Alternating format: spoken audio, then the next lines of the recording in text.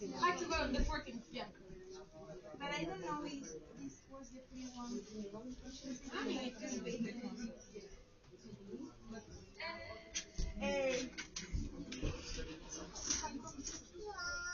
I know how to.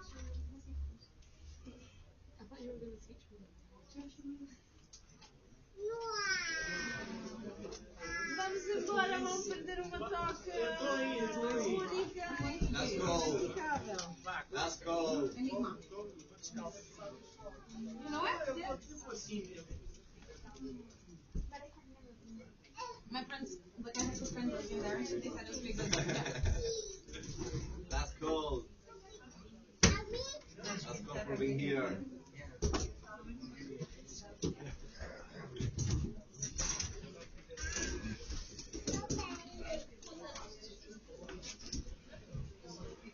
Yeah, can I start? Okay, no problem. And hello everyone. Thank you for being here today. And before all, I want to start with a simple question.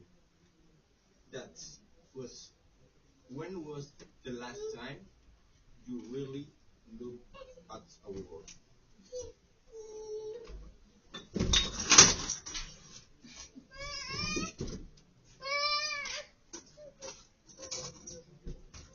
Not just glance at it, but really look.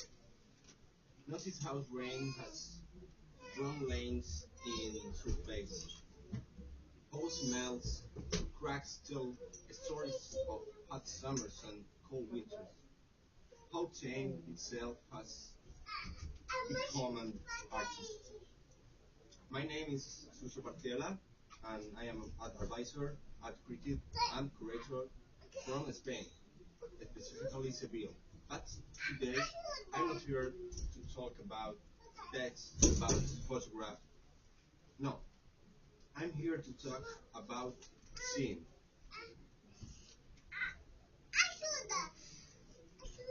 This project is called TMR, which stands for Time, Mutation, and Results.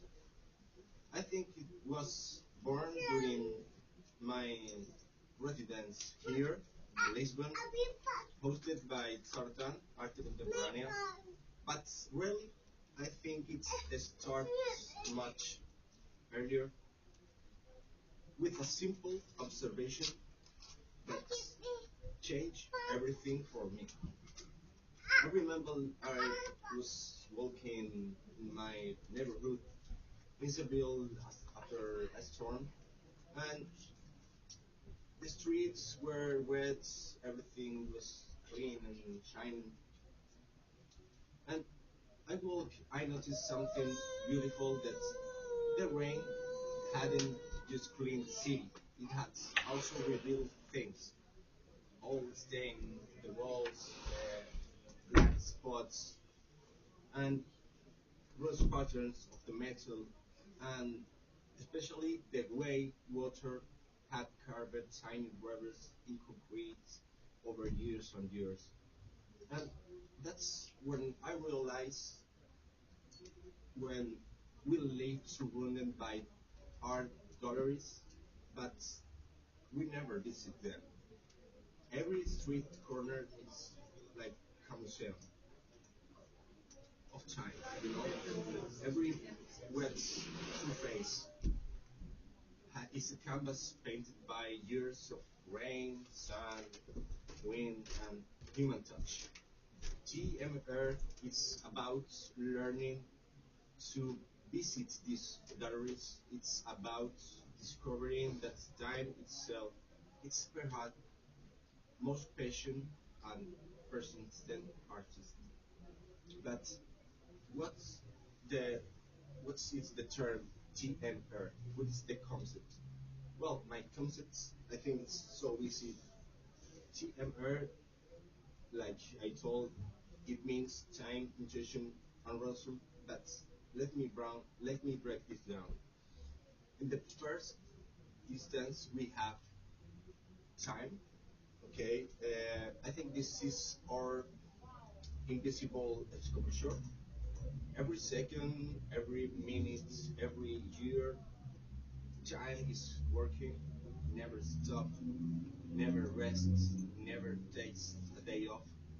But we rarely see it working because it moves so slowly and so gently. The second one, we have the mutation. That is the process. The way water slowly changes metal into dust.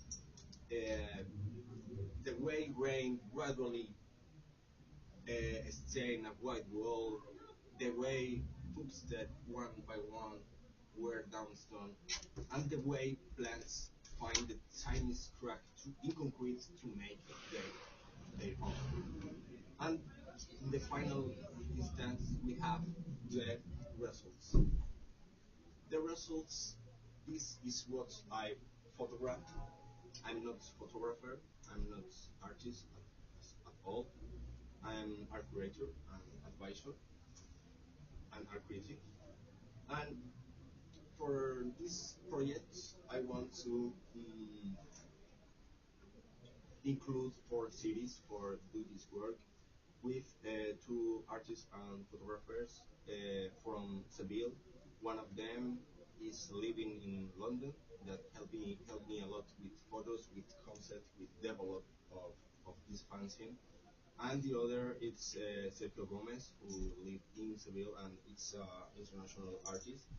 And he bring me some photos that I see so interesting and I want to include in my fanzine. So this fanzine show another way of looking at the world that's changed everything. And once you start seeing time's work, you cannot stop seeing this work. You walk differently from your city. You notice things you have passed 1,000 times, but never really seen. In Lisbon, the hills and the ocean creates her own climate of change. Salt in the air, a steep stress, where rain runs fast, creating rivers and patterns, and the famous Portuguese tiles telling stories not just in their original designs, but in how weather has modified them. And in Seville, my home, my town, I know every corner, but through the TMR lens, I think I discover a new city, and it's fun because the intense of sun, the sudden rains, the way shadows and light work together to age everything differently. It's it's so interesting. And in the last city was Cadiz in the south of Spain. It's the oldest city in Europe, and time has 1,000 years to work, and I think it's magic. In this place, the salt and Atlantic storms have created textures you can find anywhere else. But here's what's the important. I'm not documenting decay. I'm documenting transformation. And I think there is a big difference between both. Some people often ask me, how do you find this image? I think the answer is so simple and complicated at the same time. I think it's simple because I walk, I walk a lot, I walk slowly, I walk without destination. But I think it's complicated too because I had to learn to see differently, and I think took time to do it. And well, my process was, let me explain my process and how it worked. At the first, we need to walk slowly and find not places. You need to find stories. When I get the story, I observe it, I observe the details, and one drop of water can create rust or can destroy concrete. And the last step was wait, because it's the mother of the science, the passion. And sometimes I return to the same place at different times for check all the things has changed and this. And I think too, I want to say that I think my main tool, it's not the camera. I use the camera, but I think my main tool is patience. A personal example. In Lisbon, I found a wall where rain had created perfect lines over years. It wasn't beautiful in the traditional sense, but it told me an incredible story about persistence. And I think I choose water as my principal or main character because three things. I think water is soft but powerful. I think it's changed everything it's touched. And as time, I think it never stopped. And I like to say one phrase that marked me. No one steps into the same river twice. And I think it's so true because everything is in constant changing. And of course, I'm into Asian philosophies and theories, and they are the base of my work. The philosophical foundations are built on several philosophical ideas that have helped me understand what I'm really doing with this work. The first philosophical foundation, it's called wabi-sabi. Wabi-sabi means the beauty of the imperfection. This is a Japanese aesthetic philosophy that finds beauty in the imperfection, impermanence, and incompleteness. In traditional Western thinking, we often see a cracked wall or a rusty gate as damaged, as needed repair. But wabi-sabi teach us to see these things differently. The crack in the wall shows us the wall has life inside. The rust on the gate tell us a story about rain and time. And the peeling paint reveals layers of history. I want to put one example specific. Yeah,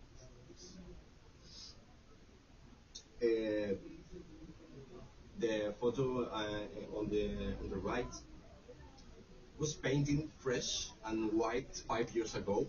This photo is from Juan Carreño. It's the guy living in London, and he took this photo 5 years ago, more or less. And today, rain and sun have given it character, texture, history. And I don't know which is more beautiful. I think the perfect new wall, or this wall that is live and show its experience. I don't know. Wabi Sabi says both are their beauty, but the age wall had something the new wall doesn't. So the Chinese wisdom, uh, we need thinking about source. There is a Chinese proverb here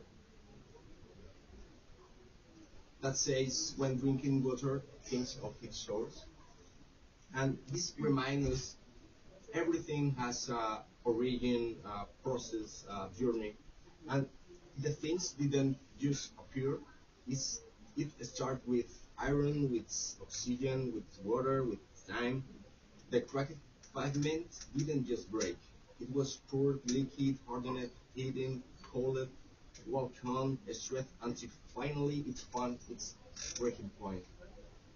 And well, the mission and the message of this function, I think it's quite easy. Why I do this work? What's the point of photographing rust and stains and cracks? Well, my main intention with this function is invite people to see differently. We live in a world obsessed with the new, with the perfect, with the flawless. We throw away things when they show signs of use. We paint over stains, we fix cracks, we replace anything that doesn't look perfect. But doing this, we erase histories. We silence the poetry that time writes in our surroundings. TMR says, stop, look, appreciate. The stain on your building walls is not damage, it's a map of every rainstorm from the past 5 years. That rust on that old fence, it's not decay, it's metal slowly returning to earth, the way nature intended. That crack in the sidewall where the grass is growing, I think it's not the problem, it's life finding a way, as life always do. And I think this is not nostalgia. I'm not trying to make people sad about things getting old. This is acceptance. This is celebration. This is about seeing beauty where we usually see problems. Cities change. Buildings age. Paint peels. Metal rust. Plants grow through concrete. And we change too. Our face age. Our bodies change. Our memories accumulate like layers of pain in an old world. This is not sad. This is life. This is beautiful. This is normal. TMR, it's an invitation to join this process consciously, to be aware participants in the great collaboration between time, nature, human activity, and change. As well, TMR is ultimately, I think it's an invitation, and I think everything it's a part of a process. One, you cannot escape. Life change before our eyes, and at now, I think it's too late. Only we can do is observe, is appreciate. We can be conscious participants in this beautiful, endless transformation. Thank you for all. Thank you for sharing your time. Thank you.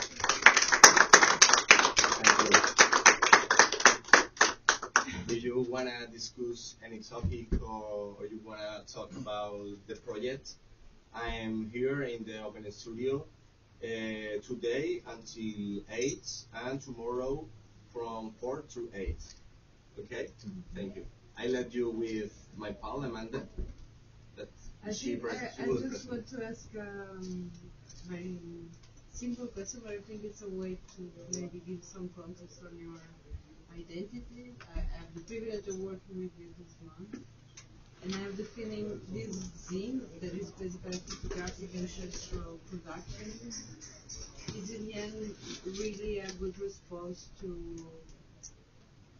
your curatorial practice, in the sense that I think into the super vast realm of contemporary art, you're kind of looking to something that it's not so easily to be called beautiful. Yeah.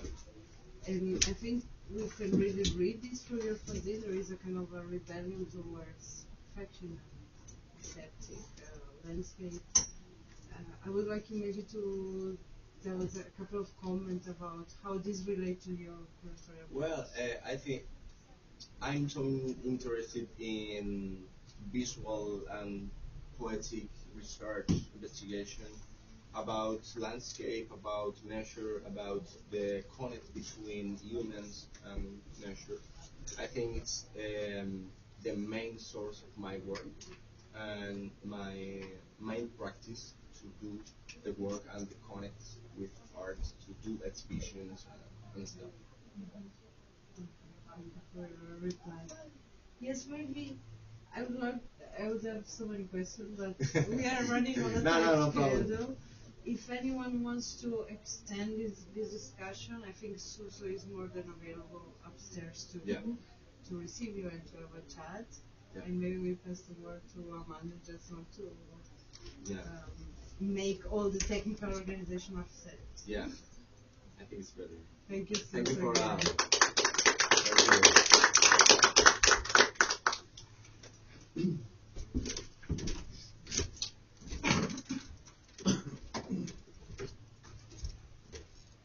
All of you, you have to sign my guest book, please.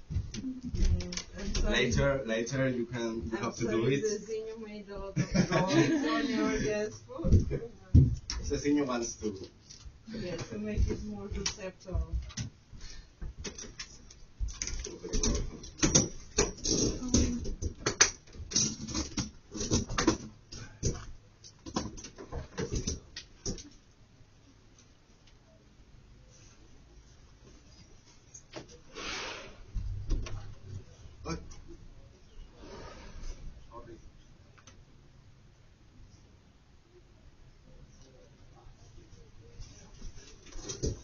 Hello guys, my name is Amanda, and I am a photographer, a filmmaker, and I'm currently studying film studies, but I did graduate with Bachelor's of Fine Arts in photography, so I do think of myself more as like a filmmaker and photographer.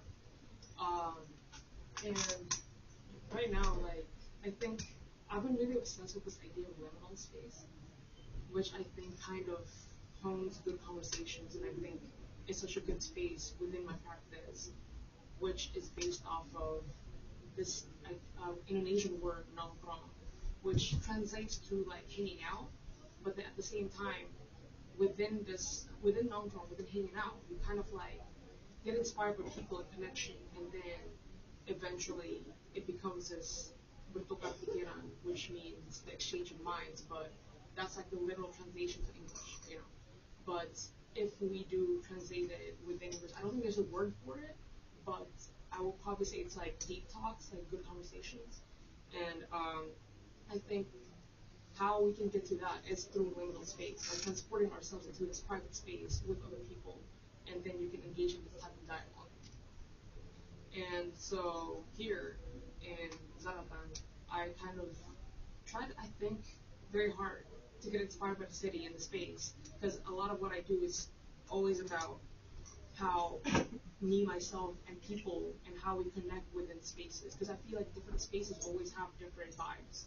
For example, like if we do want to work or something, sometimes we'll pick some cafes that we like that have a similar vibe that we want to work in. So I think that plays a lot, and I don't think a lot of people notice that about picking different spaces and what fits the vibe. But while I'm in Lisbon, I've been going around and I noticed that there are similarities, and cultural similarities, when it comes to hanging out and this pushback against, I think, living in a city, you know, like living in a city where there's high costs and people often find themselves finding alternative spaces to kind of push back this idea of like spending more money and like instead just focusing on the actual connection with people. So what I did, I initially wanted to make a film, but I don't think it was working out because I feel like it didn't really stick with the medium within the space, because I think it's all about intuition to investigate about the space. You know? So I'm gonna set up. I think let's give up. You can look through my photos that I took here. And let's just set it up. Thank you. But yeah, these are my photos, and I was inspired by like going to the flea market and like just looking around, like people like within spaces, but also not really intruding. Because I feel like a big part about making documentary film or like, you know, like taking like street photos and all that is also not being intrusive. And I wanted to kind of capture the moment within people, like kind of just vibing and just like being themselves without actually pushing myself within that narrative. So yeah, these are the photos. You can see it's going to be passed around, but